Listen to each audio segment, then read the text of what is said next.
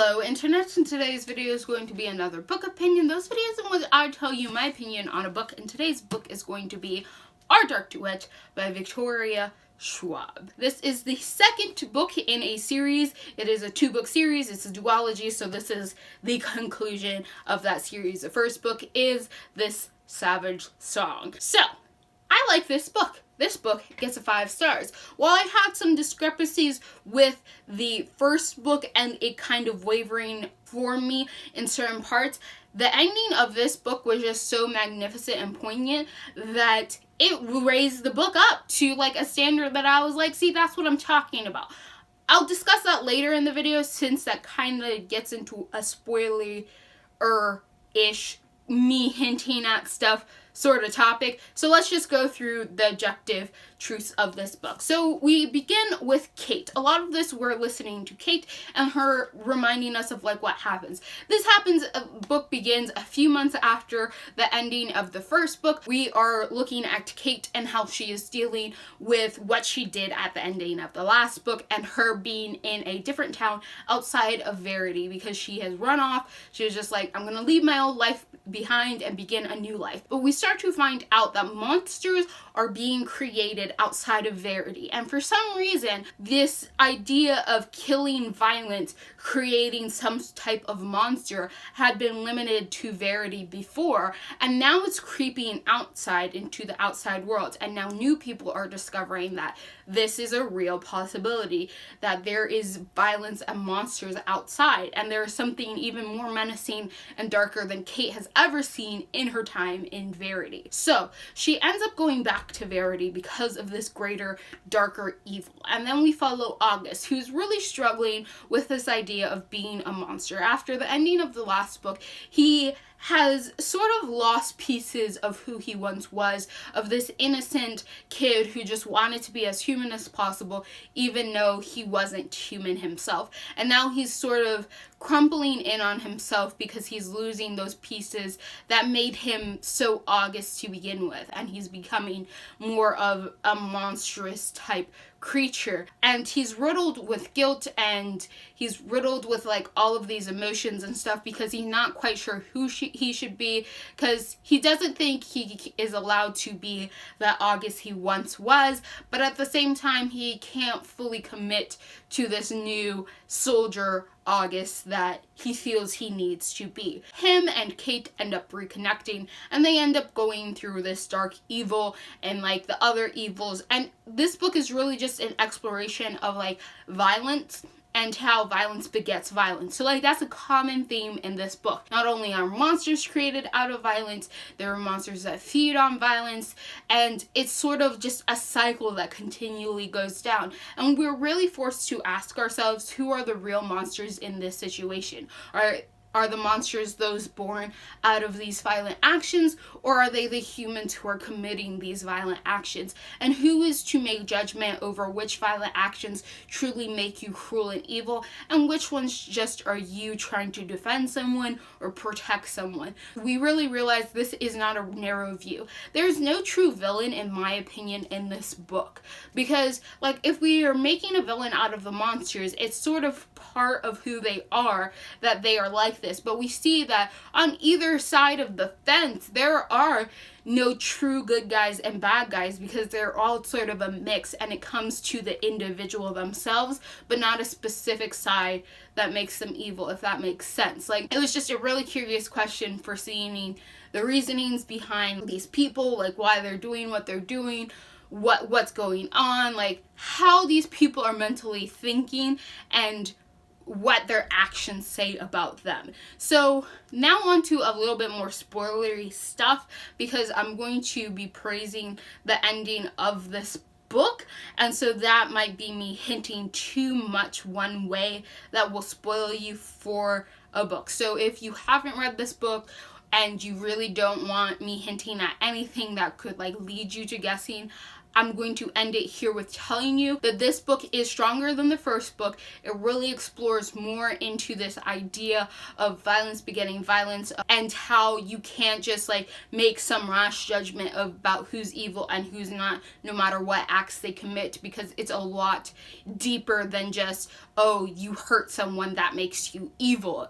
And it's a really strong second book to that first one, and really pulls everything together. The characters are still really great. Kate is less irritating because she's finally got everything together and is acting right. And now we get a little bit more exploration into August and his mental struggles rather than Kate, and we get to see them sort of be these friends for each other again. And once again, I'm going to say I just see this as a platonic relationship between two really good friends. No matter what happens, I don't care. These two just really need each other to pull each other through lives, and I don't see their relationship as romantic in any sense of the word. So, with that final comment, I'm moving on to the more spoilery. I'm hinting at a lot of stuff because I'm talking to the ending, and I really just want to praise the ending of this book. So, last warning, here we go. Now, in Crooked Kingdom by Leigh Bardugo, I had made note that I did not like the ending of that book because it just forces something onto you, and it's just like, what was the purpose of you doing this? Like, your story, you're trying to set up something dark and grimacing, and like, I'm not surprised that this happened for the context of your world, but this just comes out of nowhere. It serves no real purpose, and it just feels like you're trying not to have a hard conversation. In the course of this book and its ending, it felt a lot more natural, and I actually love this book more for the ending that it took, because this whole idea of this whole series has been violence begets violence. If you kill someone, you grow a monster. This monster will then commit violent actions, or will seek out the people who commit violent acts, like, or gigantic, horrible, like, eating monsters will be created out of the violence, like the monster introduced in here, and just this exploration of monsters and violence begetting violence, and like all of this sort of stuff. So when it comes to the end, where we realize that there are consequences for the violent acts that we take, that we're going to be punished in the end for these acts that we have against each other, that as violent as we are being, that violence will be returned to us once again. The ending was perfect, and it was poignant. It didn't feel like it was coming out of nowhere. It didn't feel like it came after the climax of the book, like in Crooked Kingdom. That's what I felt more like what happened there was like, we already had the climax, we're now like going down the hill towards our conclusion, and right in the middle of that falling action you decide to do something. In this book, it's at the height of the climax that this thing happens, and it really pulls the story together, and we're just like, that's the lesson to be learned. And then we go into falling action, so it fits a lot better. It's a lot more purposeful. It doesn't seem like it's just happening so that the writer can have something tragic happen that's going to make the reader like feel some sort of way and feel sad and be like, ooh, my little baby characters and stuff like that. No, this serves a purpose to the story and actually makes the story a stronger one. While in Crooked Kingdom, I did not think that ending made it stronger. It felt more like a thing that happened. So I think this book raised to me in a 5-star because of that ending, because the author went there in the right place. The story was pulling towards that ending. It happened at the climax of the book, and it served a purpose. Like, you could not change that ending and result in the same exact story with the same exact message. There is no way you could change this ending, and that is why I appreciate it, and that is why this is a 5-star book, because that ending was just so magnificent to me, and I was just like, that is how you break my heart. Like, that is how you make me feel horrible about this horrible world. Like, you do that and I'll love it. Like, I don't mind when authors break my heart. I just want there to be a hard-hitting reason for it, and I respect you 10 times for going through with that and just like ripping my heart out of my chest and making me feel some type of way. So, read this book.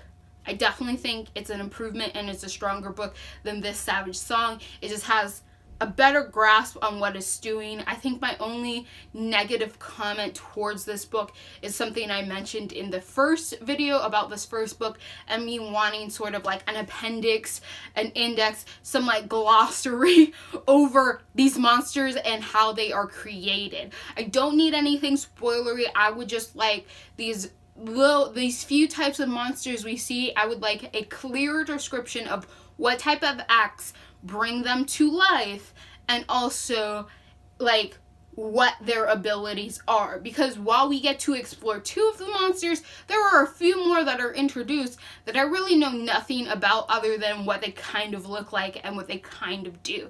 So I think it would have been sort of helpful to have like at least a little page in there that sort of explored that deeper so I could understand the world better. Plus, we never get really an answer for why Verity just this one day started happening and their violent acts started resulting in monsters being born out of that blood.